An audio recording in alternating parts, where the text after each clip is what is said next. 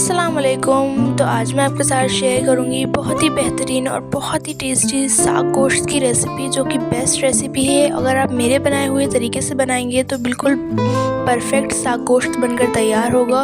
और आप इस साग गोश्त को एक बार ज़रूर ट्राई कीजिएगा, बहुत ही टेस्टी बनकर तैयार होती है। और अगर आप ट्राई करें तो मुझे कमेंट करके ज़रूर बताना, और इस वीडियो को अपनी फैमिली और फ्रेंड्स में ज़रूर शेयर कर दीजिएगा। तो चलिए इसे बनाना शुरू करते हैं।